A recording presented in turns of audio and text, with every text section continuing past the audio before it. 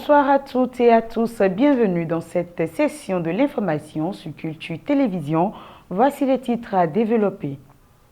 Valorisation de la danse traditionnelle béninoise grâce à l'accompagnement du Fonds des Arts et de la Culture. Vous aurez la substance dans cette édition.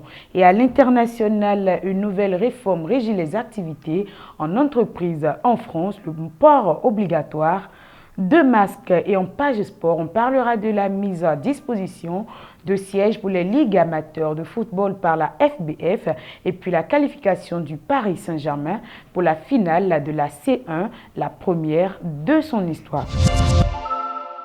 Bonsoir et merci de nous préférer pour vous informer. Fatima Orogouba, en collaboration avec la troupe folklorique et théâtrale Les Super Anges Wendonambois, a organisé du 3 au 7 août dernier une résidence de renforcement des capacités des artistes danseuses au rythme et à la danse Zinli. Ce projet a été mis en œuvre dans le village d'Adra-Ronvet, dans l'arrondissement de Paou, et ceci dans le respect strict des gestes barrières. Karine Amoussou. 30 danseuses sélectionnées dans plusieurs catégories sociales et de différentes tranches d'âge sont les participantes de la résidence de renforcement des capacités des artistes danseuses au rythme et à la danse Zinli. Elle a été composée d'élèves, étudiantes et professionnels des troupes civiles de danse et de ballet. Cet atelier de formation a été placé sous la supervision du professeur Alade Kofi Adolphe et dirigé par Aubin Haï, assisté d'Éric Koupaki, Mathieu Audio, Wilfred Tovo et bien d'autres. Ils sont tous chanteurs, danseurs ou percussionnistes professionnels de l'association Super Ange. Un spectacle de restitution a été offert au public vendredi 7 août 2020 à l'espace culturel de la cité des Super Anges Wendonambois du Bénin. La dite restitution a été faite en présence du directeur du Fonds des Arts et de la Culture, du directeur de l'ensemble artistique national et d'autres personnalités du secteur des arts et de la culture. À cette occasion, le groupe des stagiaires est divisé en 3 parties. Une partie à la percussion, un duo au lead vocal et le reste dans la chorégraphie. Le chœur a été constitué par l'ensemble et les femmes ont démontré leur capacité technique à tenir les percussions du rythme Zinli et l'ont assuré avec adresse et justesse.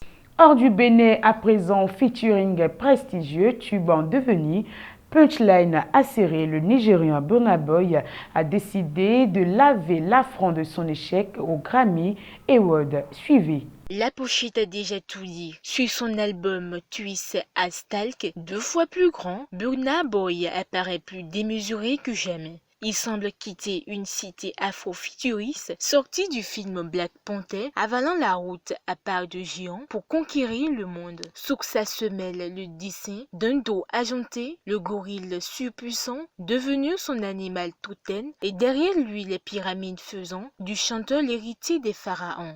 On l'a compris, ce n'est pas avec ce 5e album que Damini Obuloluwa Ogulu, de son vrai nom, va se départir de sa mégalomanie légendaire. Après Austed et African Giant, carton fulgurant, des noms attendent entourer ce nouvel opus, produit par une autre légende Puff Daddy, artisan du succès notamment du Notorious B.I.G. Sur le signe de la revanche, le 13 août dernier, dans une vidéo sur Instagram, le rappeur et producteur américain relâché dans une vidéo. Je cite, « Tu vas faire l'album de l'année, tu vois ce que je veux dire. Pas d'album africain, non, je ne sais pas ce que ça veut dire. Tu vas faire l'album de cette putain d'année, fin de citation. » Et à Burna Boy de répondre, je cite, « On vient d'un endroit où la vie est très dure. Il n'y a personne pour nous représenter tel que nous sommes réellement, fin de citation. » Nouvelle résolution dans le cadre de la lutte contre la COVID-19 en France. La ministre française du Travail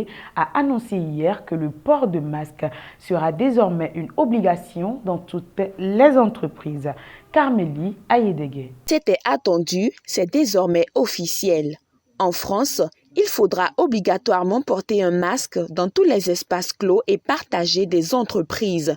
C'est ce qu'a annoncé ce mardi à l'agence France Presse AFP la ministre du Travail, Elisabeth Borne, à l'issue d'une réunion avec les partenaires sociaux. Le port du masque sera ainsi systématisé d'ici fin août dans les entreprises. Les lieux concernés par cette réforme sont les salles de réunion, les couloirs, les vestiaires et les espaces ouverts.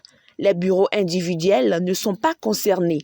Le port du masque sera également obligatoire dans les hôtels, les restaurants, les boutiques et les centres commerciaux. À l'échelle nationale, il n'est pas obligatoire de porter un masque dans la rue, mais de très nombreux arrêtés préfectoraux ou municipaux l'ont rendu obligatoire dans certaines villes, notamment les 3 plus grandes villes de la France, c'est-à-dire Paris, Marseille et Lyon. En cas de non-respect de cette obligation, le risque encouru est une amende de 135 €. Eh bien, information sportive de ce mercredi, le comité exécutif de la fédération dote les ligues amateurs de sièges afin de mieux redynamiser le sport roi au Bénin. Et puis, hors de nos frontières, le Paris Saint-Germain en finale de la Ligue européenne des champions pour la première fois de son histoire. Le club de la capitale française connaîtra son adversaire à l'issue du match qui oppose en ce moment l'Olympique lyonnais au Bayern Munich. Patrice Guizot, Gilles Christ, Haïti. Mathurin Deschacus est décidé à professionnaliser le football béninois. Dans ce cadre, il a entrepris certaines réformes, notamment l'obligation aux clubs des Ligues 1 et 2 de prendre les dispositions utiles et nécessaires en vue de se transformer en société anonyme sportive, professionnelle, mais surtout de disposer d'un siège physique, de se doter d'un secrétariat administratif permanent et d'un minimum de personnel, entre autres d'un secrétaire, d'un comptable et d'une connexion Internet afin d'être en phase avec les technologies de l'information et de la communication. Dans ce même processus, la Fédération béninoise de football, ne voulant pas faire les choses à moitié, a décidé de permettre aux ligues départementales de football amateur d'être plus opérationnelles pour jouer efficacement leur rôle.